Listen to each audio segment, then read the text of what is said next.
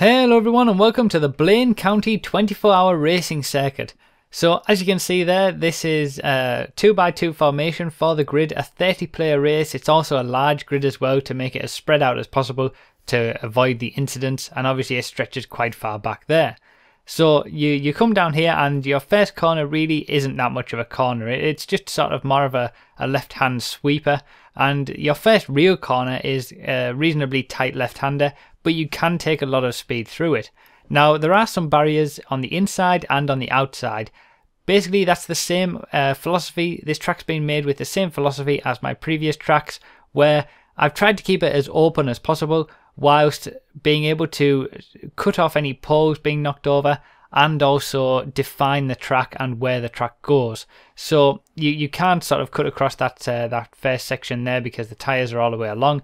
And then once you've made that corner, you come all the way around here, which is all completely at full throttle. So you are going to be going at full speed around here until you get to your second real corner, which is here, and then you go over the bridge and you will be in the air as you go through that checkpoint.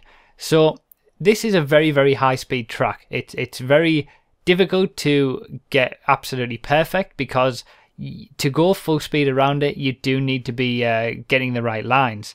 So as you can see there's another right-hander, and this is basically the grapeseed section of the circuit. So you're going through grapeseed at this point, which is part of Blaine County. And this is one of the more interesting corners on the circuit. You've got the tyre lines on the inside to stop you completely cutting across there, and there's also a tyre line on the exit of the corner as well to stop you cutting across. And that's just to really define that part of the circuit. It makes that corner a little bit more interesting, and it makes it more of a real corner than just being able to straight line everything basically. So you want to get a good exit out of there because you come along here, and then you've got another right-hander here which has the same sort of aspect. You can't cut it too much, but it is quite a high-speed right-hander. Now you do want to make sure you get good speed out of there because you're going to be carrying all that speed through this section here. You can completely full throttle all of this next part of the track. This left-hander, the right-hander and the right-hander after it. You can go at completely full throttle throughout all of this in a quick car, but you do have to get the right line. I wouldn't suggest doing it on your first go out unless you are doing it in a slower vehicle. So once you've done that section, you come to here on the highway, you take a left and you go on the highway for quite a while. Now as you can see, that's where the first part of the track was. So we've basically gone all the way around Grapeseed and met up to the same part of the track that we had been, and then you go up along the highway. Now this track has been inspired by Circuit de la Sarthe, which is the track that's used for the Le Mans 24-hour event. Although it's not trying to copy it or anything like that, none of my tracks do. I don't think that works on GTA. It's inspired by it, so it has the same kind of feeling. It's a very, very high-paced track, very, very quick. You have to be really, really careful with your cornering. Get good speed out because you can do this very, very quickly only if you get the right lines. So I'll talk about that a little bit more later on, but this is where the pit lane is. So what better place to have a pit lane for endurance racing than in a filling station? You come in there, you get your wrenches to fix up your car, and then you exit out of it. It's quite tight, it's quite tricky. Pit lanes should be tight and tricky in my opinion because they need to slow you down and cause an issue for you if you do need to get your car fixed. And then you come back onto the main straight and you take the exit off the highway here. Again, another fast-paced right-hander, but you do have to be able to get the right line for it, and another fast-paced left-hander going into this section here. Now this whole section, as you can see, is very complicated. It's more complicated than anything that we've seen in the previous part of the circuit, and you will be able to see different cars in different areas going through different phases of this section. So a barrier on the inside, which is to stop you just completely cutting that area, and these barriers kind of define the track a little bit. You know, they don't allow you to cut any areas too much obviously, but they're also defining the limits of the track and areas that I don't want you to go on because that just isn't the track that I want to design. So as you go through that complicated section, do the hairpin here and then carry the speed all the way around here, and this is where the track in general starts to get a little bit more complex and a few more corners than what we've previously seen. So a right-hander here, you'll be able to see cars straight ahead of you coming out of this section if you're behind, because you go left here, all the way around this sweeping left-hander, and then back out onto the road that we've just been on. So it's kind of a big chicane in that section, really. You can see cars coming out of this section as you are going into it. You know, it's the same stretch of road, just that you're cutting out a little bit by going around a different section. So then you come over here, over the train tracks, and take a left-hander. Again, quite a high-speed left-hander if you get the line right, all the way down this section to a tight hairpin at the bottom.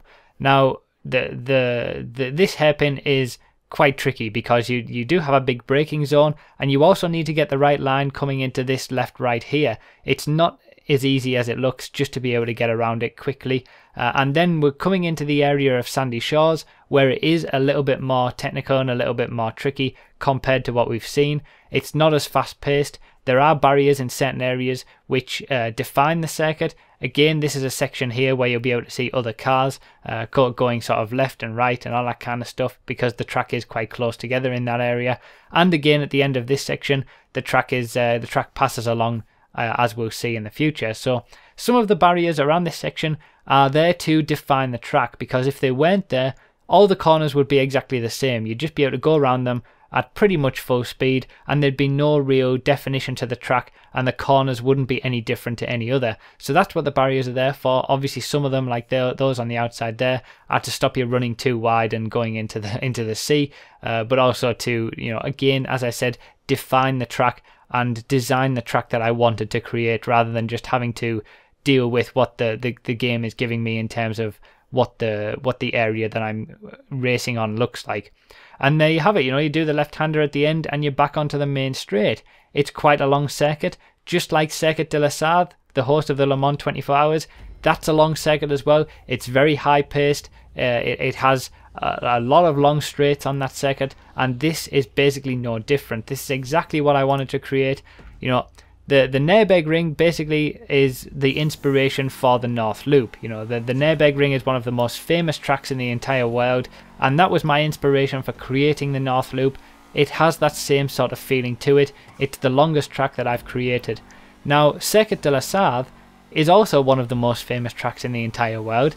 It's also a very long circuit. It's very fast, very high paced, and it's the inspiration for Blaine County 24 Hours. That's where this whole idea came from.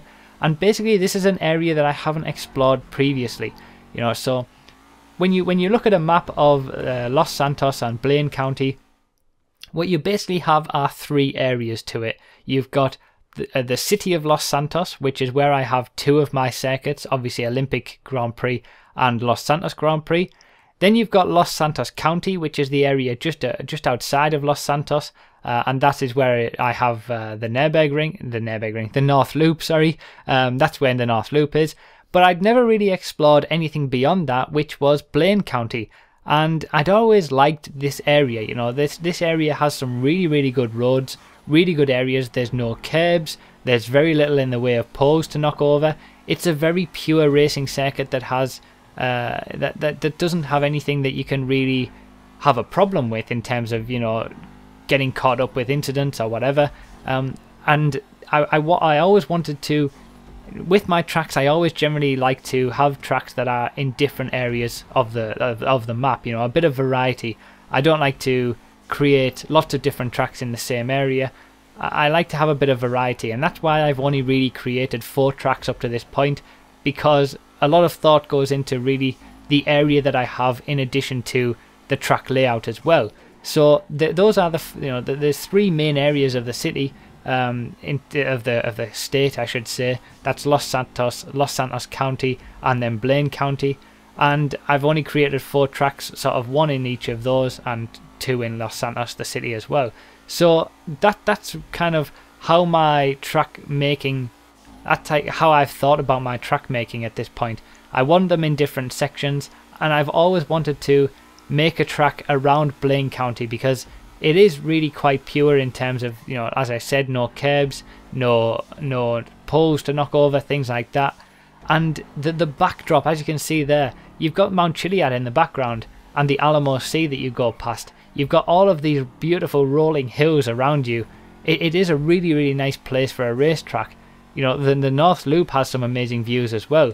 but so does this, especially with Mount Chiliad and the Alamo Sea, as you can see here. Obviously, if you're in a racing situation, you're not going to be looking at the views very much, but it all adds to the whole experience for me of making a track. And as you can see, you know, the barriers that I've put up here are defining the circuit a little bit, because in Sandy Shores especially, and obviously, you know, all of the area that I've been to is part of Blaine County. I didn't want to just create a track that was in Sandy Shores. I didn't want to just create a track that was in Grapeseed. I wanted quite a long track, obviously not as long as the North Loop. That will remain my longest track, but I wanted a track that was a little bit longer than sort of the regular Grand Prix type racing circuits that I have, because Circuit de la Sarthe, again, the Le Mans 24-hour race, is a little bit longer than your regular Grand Prix circuit. So again, that's where that inspiration came from, to make this a little bit longer than normal. So that was kind of a first sighting lap of the track. This is a bit more of a high speed one.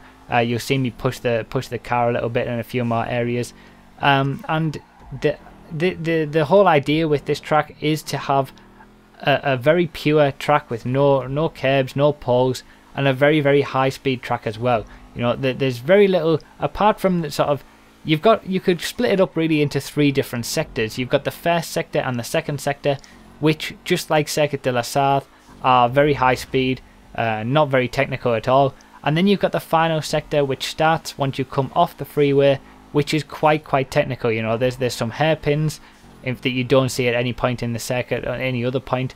There's a lot more left-right corners in the Sandy Shores area. So it's a balancing act between not just having a lot of corners all the time, a lot of sort of corners where you have to brake all the time and things like that. It's a balancing act between high-speed corners, where a lot of traction is going to be helpful as well to get around those, but also a lot of top speed is helpful in addition to that. And this is the perfect example. You know, as you can see here, I'm doing this section completely full throttle in a Massacro. Now, it would be quite easy to do that full throttle in a Jester, but you do have to be able to get the right line for it with both of the cars, and it is going to be debatable which car is better on this track, whether that it will favour the higher speeds or whether it will favour the higher traction, and they will have different strengths and weaknesses. For example, obviously the Massacro, with its high top speed, is going to be very good on the first and second sectors where top speed matters, but in the last sector, where it's all quite tight and technical, something like the Jester or the Elegy might be a little bit better. So that's what I've tried to get with this. It's inspired by Circuit de la Sarthe, a real racing circuit that is very high speed, very open, but also has a technical final sector. This is exactly the same, with its technical final sector at the end. Very pure, no curbs or poles to get knocked over. And for me, it's just a beautiful circuit to drive. I know, you know, some people don't like long straights and things like that, but for me, they make it part of the circuit. You know, you really do have to focus on your corner exits going onto those long straights. It's not just a case of taking every corner exactly the same all the time. There is a bit of variety there. So for me, this is one of the best circuits that I've created. When I was actually in the middle of making Olympic Grand Prix when I thought up of this idea, and when I kind of set out all the checkpoints and gave it a bit of a run out, I just thought, wow, you know, this could be a really good circuit. For me, this could very well be a North Loop beater, just because of the feeling that it gives you when you're driving. It's got a bit of everything. Completely pure circuit, wonderful views, and it's just so fast paced as well, so high speed. Some of the corners that you can take and the speed that you can take some of the corners at, again, if you get the line right, it's not just you know, you don't have to think about it and be able to do it at full speed.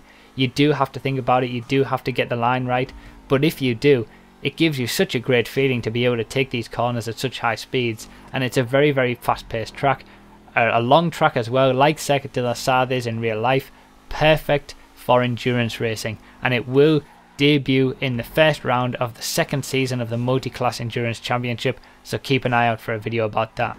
So feel free to have a look down below. Let me know down below, sorry, what you think about this track. Feel free to have a go. In the description there will be a link where you can add it to your game for PS4 at the moment, but I'm sure it will make it onto other platforms as well. So let me know what you think. Do you think this is a North Loop beater, or am I just a bit biased because it's a new track of my own? Thanks a lot for watching, everyone. I really do appreciate your support as always, and I'll see you next time.